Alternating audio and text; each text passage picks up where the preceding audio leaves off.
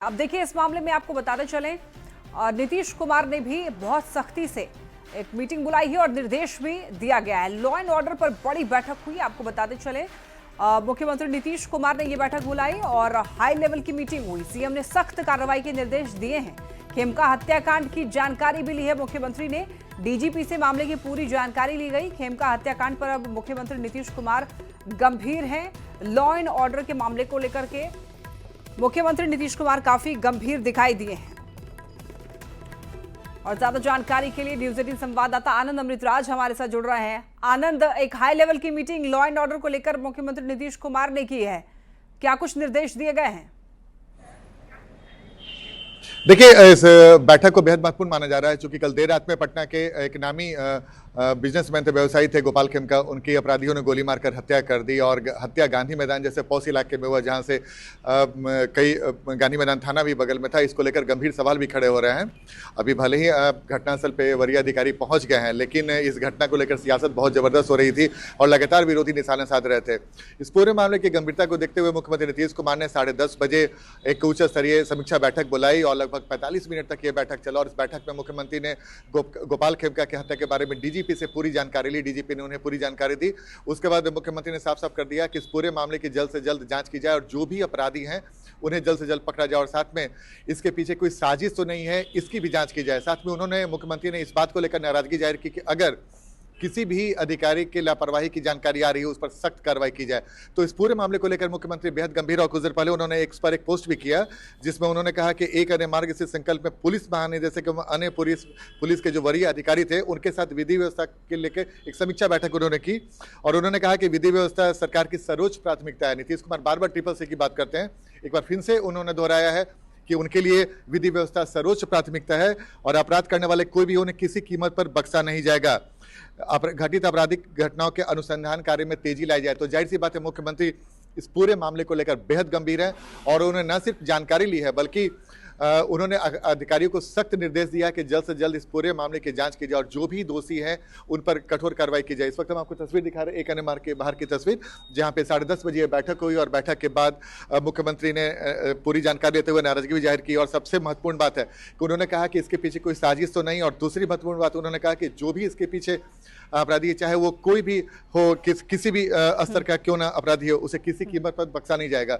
तो मुख्यमंत्री के आनंद, क्या इस मामले को लेकर किसी अफसर पर कार्रवाई के निर्देश दिए हैं मुख्यमंत्री ने? देखिए, अभी तो इस पूरे मामले की जांच चल रही है। जो वरीय अधिकारी हैं लगातार इस पूरे मामले की जांच कर रहे हैं। कल ही देर रात जो गोपाल खेमका के जो परिजन के लोग थे वो आरोप लगा रहे थे कि गांधी मैदान थाने को उन्होंने इस बात की जानकारी दी, लेकिन 1.5 घंटे के बाद पुलिस वहां पर पहुंची गांधी मैदान थाना, जबकि मुश्किल से बहुत कम दूरी है गांधी मैदान और जहां पे हत्या हुई है। तो इस पूरे मामले की जांच की जा रही है। जो भी परिजन आरोप लगा रहे हैं, पुलिस के जो वरीय अधिकारी इस पूरे मामले की जांच करेंगे और जांच के बाद अगर किसी की लापरवाही सामने आती है तो निश्चित तौर पर कार्रवाई होगी। क्योंकि मुख्यमंत्री ने साफ कर दिया है कि अगर किसी अपराध अधिकारी की लापरवाही सामने आती है तो उस पर सख्त कार्रवाई करें। यानी कि मुख्यमंत्री ने साफ कर दिया है कि अगर जिस क्षेत्र में भी अपराध ऐसा होता है तो उस जो क्षेत्र के अधिकारी है उन पर कार्रवाई। उसके पहले शराबबंदी को लेकर भी मुख्यमंत्री ने ऐसा ही निर्देश दिया था।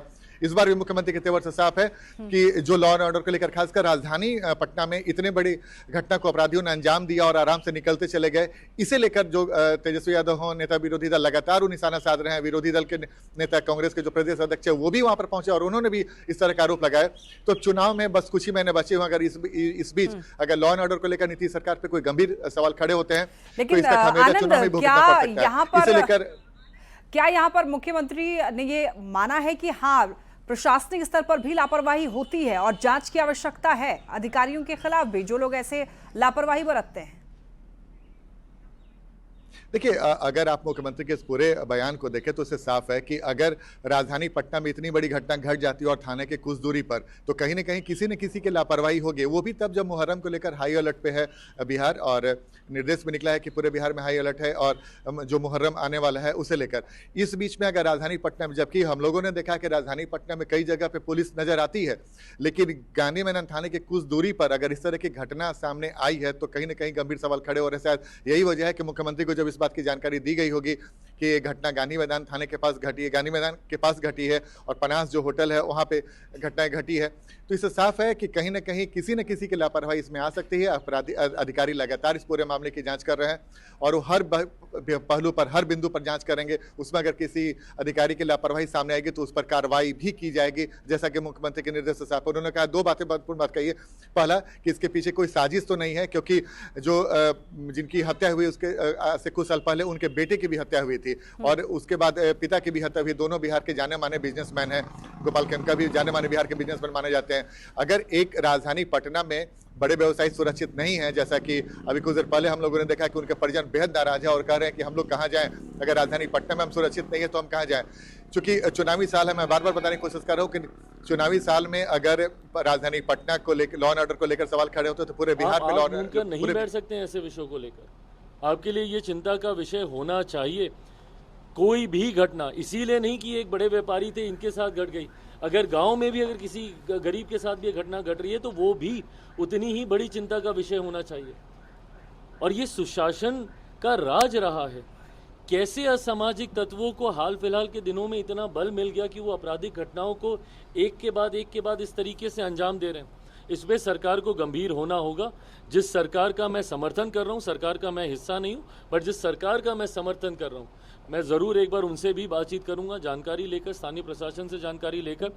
शाम तक मैं पुनः अपनी बातों को इस विषय पर रखूँगा, क्योंकि ये चिंता का विषय है, इसको हल्के में नहीं जाने दिया जा सकता।